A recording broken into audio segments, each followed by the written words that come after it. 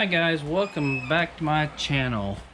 That's right, another episode of Project Smurf. Today we are going to do crank bearings. Going to check the clearances on it and get the crank, go ahead and get that installed. Everything checks out good, which I'm sure it will. And then after the crank, we'll go ahead and probably get the cam installed, all that good stuff as well. So with that, first we have to get some heat here in the shop because it is cold. We actually had our first little snowfall, if you want to say. We had some snow on the roof. It wasn't a lot, it's more like a dusting than anything else. So, but yeah, it is definitely cold outside. So that's why we turn the heat on. Yeah, got the heat going on the shop here. I need to get over to this wash bin to start cleaning some parts. And I got the heat on here inside the shop. So with that, boy, those lights are really bright. I do love these lights in this shop here. But with that, let's go ahead and get the started on the block there and get the crank installed. So anyway, here we go. Okay, next on the list, install the crank. But first, before we do that, need to get some measurements done. That means going to have to measure some journals here real quick to make sure everything matches up. While I'm measuring the journal, might as well measure the rods. Then I'm going to put the main caps on here with the new bearings. Going to measure that. Then the difference between the two is my clearances.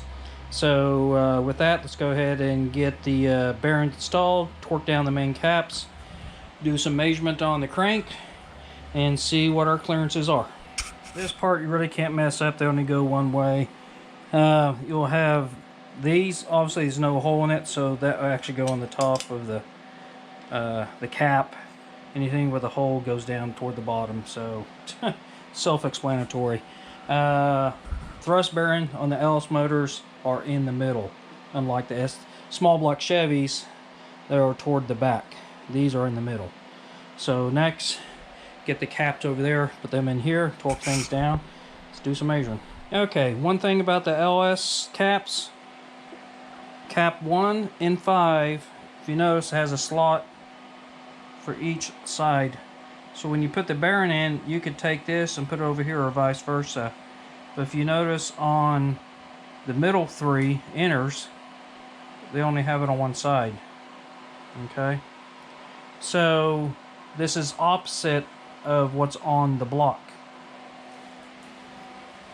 So you can see the block here, it's on the opposite side. Okay, now you could move this, there we go, you could move this over this side and match it up tang to tang if you want to, but reality, the middle 3 are not tang to tang. If that makes sense. It's your preference how you want to set it up. It's not going to make that much of a difference, if any, just because the inner 3 really doesn't matter which side they're on. I know there's been some debates that they really match tang to tang, but how can you do that with these 3? It's not matching tang to tang. Anyway, just thought I'd share that information for you. And the orientation of the caps goes like this. Let me lay them all up here for you.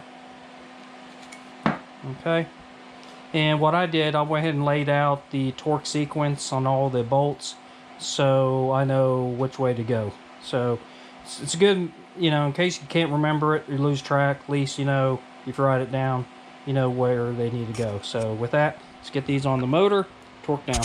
Okay, got all the bearings in, got them all torqued down. Then I measured the crank. Got the journal size on all those. Surprisingly, all the mains are 2.559. They're within thousandths of each other. It's about as far as I can get down with the accuracy gauges I have. So then I measured each of the caps or the bearings, and each one of these come out 3.5 thousandths. So I think we are good to go to put the crank in. So next is go ahead and take all the caps off, get ready, we'll lube all the bearings up, we'll set that guy down in, and that piece will be done. So that's coming next. Okay guys, got all the main caps on, 60 foot-pounds on these, and you should be good to go. So rods, as you can tell, it's already in there, 45 pounds on those. Okay, we got the crank all done. Next task, we're going to get the rods checked out for clearances, and we'll try to get these set up, ready to go in. Also, we have to get ready to do the rings. So I got a lot of different places to go here first. So I don't want to do rings first or clearances first, but either one's going to have to get done. So I'll probably do the clearances check on the bearings for the rods, get the old ones out, put the new ones in. Start doing some checking on clearances, and let's get the, now if that checks out good, we'll get the rings, get those checked out, see if those work, and get those installed. Then probably even slide the new cam in, which is sitting right over there. So with that, let's go ahead and get started. Okay, let me bring you up to date. Got all the rings checked out. We're good to go on that. I think it's about 18, 19 thousandths clearance on the rings for the, you know, the first ring and second ring. So I'm good with that. I think the second ring just a little bit tighter than the top ring by a few thousandths. Rod bearings, we're good to go on that.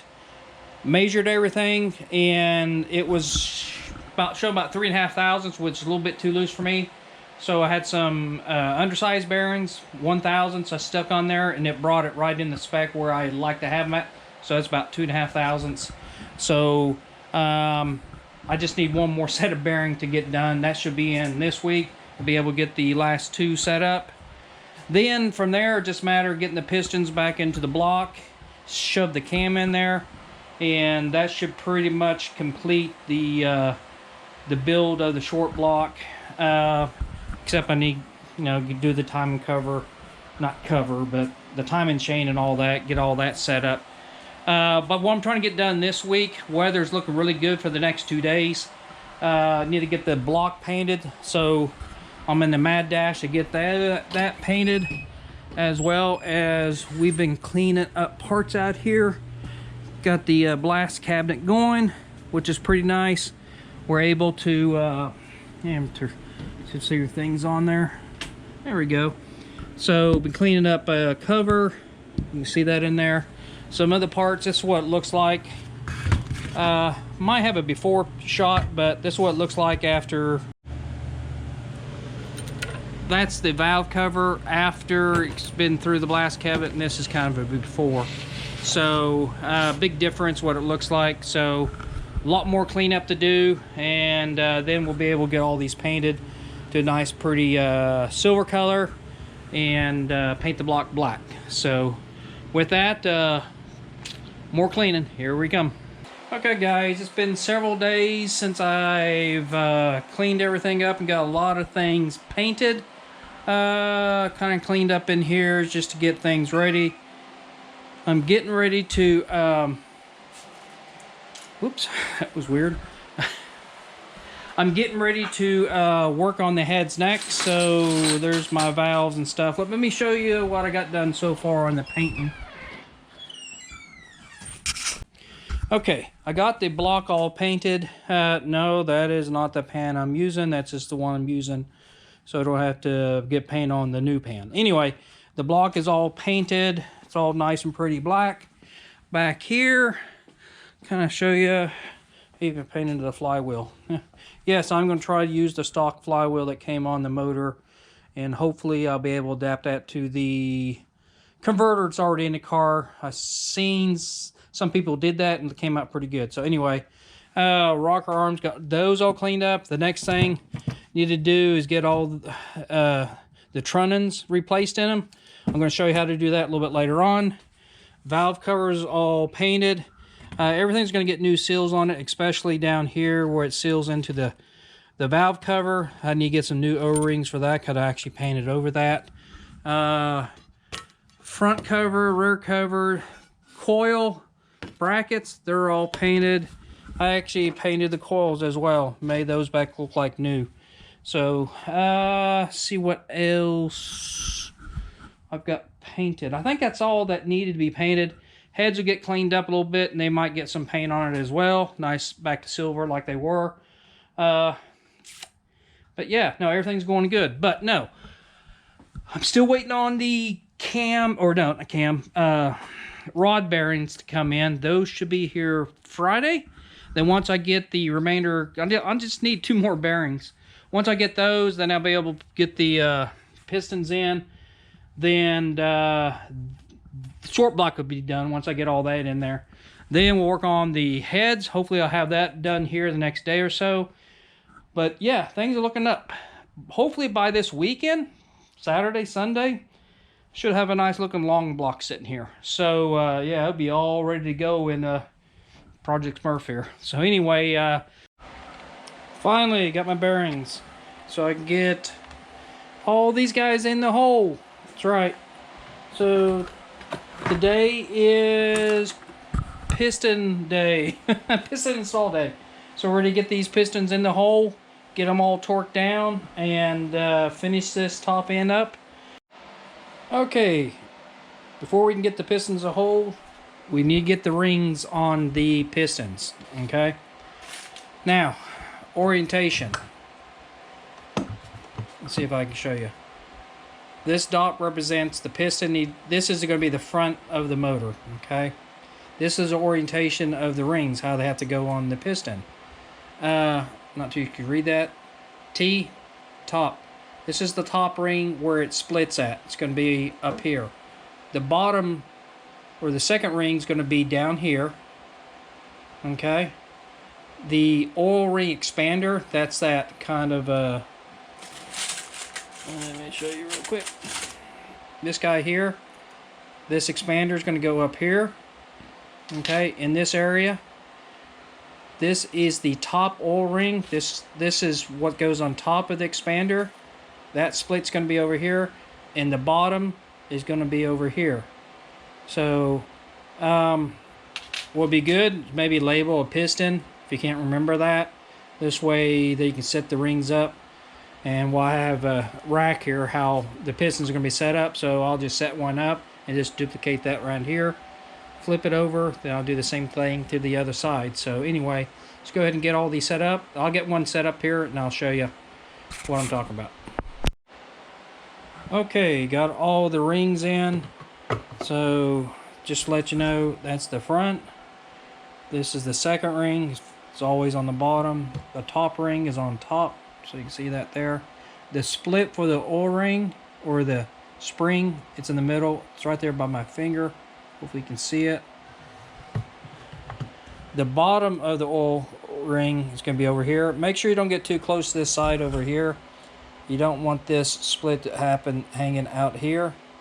So just make sure you keep it back here. The other side, it's going to be on top, so it doesn't matter where it's going to be. So you're good with that. So that's the only thing I know. Just have to be careful. This split does not split this gap here, because there's nothing really supporting it right there. You can see that or not. So anyway, next, put them there in the block. So here we go. Okay, I got half the pistons in. Let's stick the other 4 in there. Then we'll have a complete. Well, have all the pistons in. Not complete motor, but we're getting there. Okay, got them all torqued down. Torque these at 45 pounds. Took it in 3-step increments, like 20, 32, then final 45 on all the rods. So just have to put the windage tray on, the oil pump pickup tube, tighten all that down, put the pan on, then I'm good to go. So now I have to pull the front cover off, because makes it a little bit easier getting to these bolts over here. So I do have a girdle for this, and I'll show you that when I get it.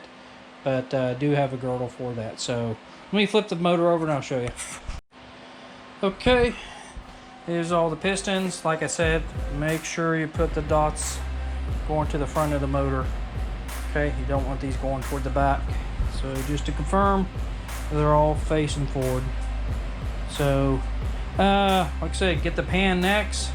We'll get the lifters slid in here, get the trays with the lifters, get those bolted down, and get the bottom done. Put the tray up here for the cover, and we'll get ready to do the heads next. So they're waiting to be put on. So they're all done. So anyway, a few more days, we'll have this sucker all back together. So almost forgot to tighten up the bolts on the side. These are 18 foot-pounds, and please put a dab of gasket maker or RTV on the side.